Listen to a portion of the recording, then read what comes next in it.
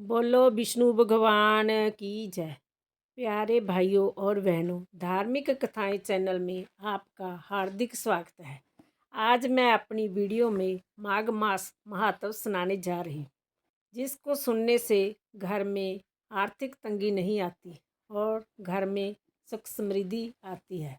प्यारे दोस्तों, यदि आपने मेरा चैनल धार्मिक कथाएं लाइक और सब्सक्राइब नहीं किया तो ज़रूर करें। बेल आइकन दबाना ना भूलें जो आने वाली सभी वीडियोज़ की जानकारी आपको सबसे पहले हो सके। वीडियो को पूरी सुनने के बाद कमेंट बॉक्स में जय विष्णु भगवान लिखना ना भूलें।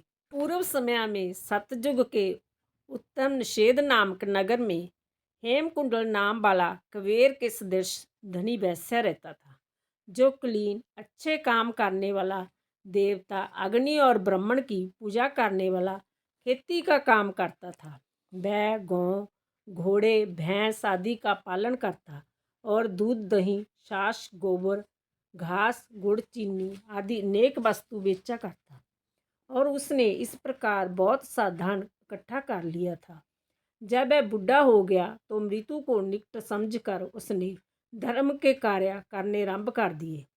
भगवान विष्णु का मंदिर बनवाया, कुआं, तालाब, बावड़ी, आम, पीपल आदि के वृक्ष तथा सुंदर बाग बगीचे लगवाए। सूर्योदय से सूर्यास्त तक वह दान करता। गांव के चारों तरफ जल की प्याऊ लगवाई। उसने सारे जन्म पर जितने भी पाप किए थे उनका प्रायश्चित करता था। इस प्रकार उसके दो पुत्र उत्पन्न हुए, जिनका नाम उसने कुंडल और विकुंडल रखा। जब दोनों लड़के युवावस्था को प्राप्त हुए तो हेमकुंडल वैश्य गृहस्थी का सब कार्य उन्हें सौंपकर भगवान की तपस्या के निमित्त वन में चला गया और वहां विष्णु की आराधना में शरीर को सुखाकर अंत में विष्णु लोक को प्राप्त हुआ। उसके दोनों पुत्र लक्ष्मी के मद को प्राप्त होकर बुरे कर्मों में लग गए। वह वैश्यगामी होकर वह बीना और बाजे लेकर वैश्याओं के साथ गाते फिरते थे। अच्छे सुंदर वस्त्र पहनकर, सुगंधित तेल आदि लगाकर, भांड और खुशमादियों से घिरे हुए हाथी की सवारी करते थे और सुंदर घरों में रहते थे। इस प्रकार ऊपर बोए बीज के सदृश वह अपने धन को बुरे कामों में नष्ट करते थे।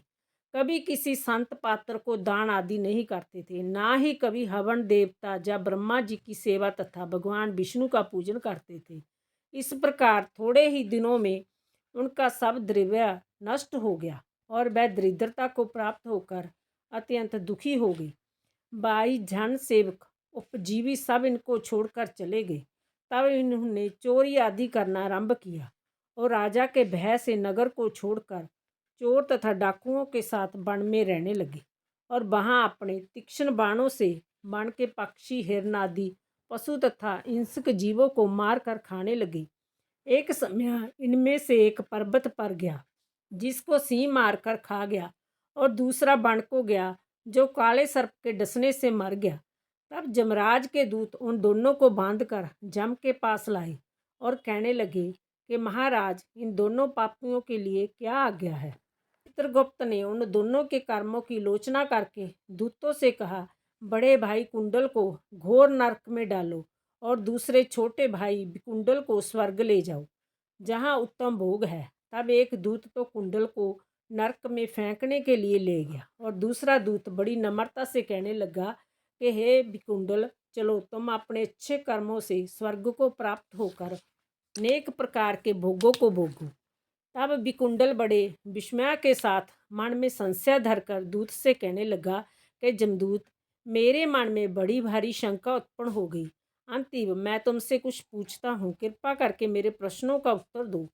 हम दोनों भाई एक ही कुल में उत्पन्न हुए, एक जैसे ही कर्म करते रहे। दोनों भाइयों ने कभी कोई शुभ कार्य नहीं किया, फिर एक को नरक क्यों और दूसरे को स्वर्ग किस कारण प्राप्त हुआ?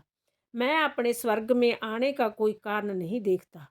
तब जमदूत कहने लगे कि हे विकुंडल, माता पिता, पुत्र पत्नी, भाई बहन से जयसवंत जन्म के कारण होते हैं और जन्म कर्म के भोगने के लिए ही प्राप्त होता है। जिस प्रकार एक वृक्ष पर अनेक पक्षियों का आगमन होता है, उसी तरह इस संसार में पुत्र, भाई, माता पिता का भी संगम होता है।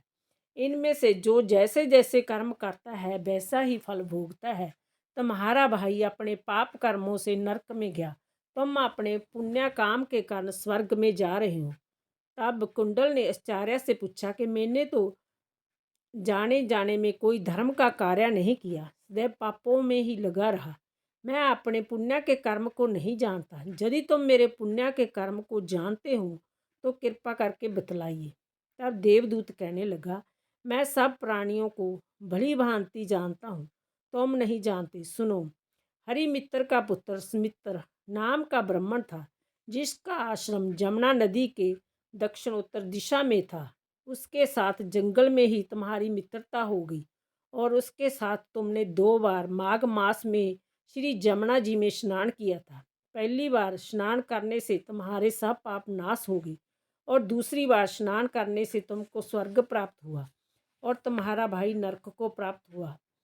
दत्तात्रेय जी कहने लगे कि इस प्रकार वह भाई के दुखों से अति दुखित होकर नम्रतापूर्वक मीठे वचनों से दूतों से कहने लगा कि हे दूतों, सज्जन पुरुषों के साथ साथ पग चलने से मित्रता हो जाती है और जय कल्याणकारी होती है।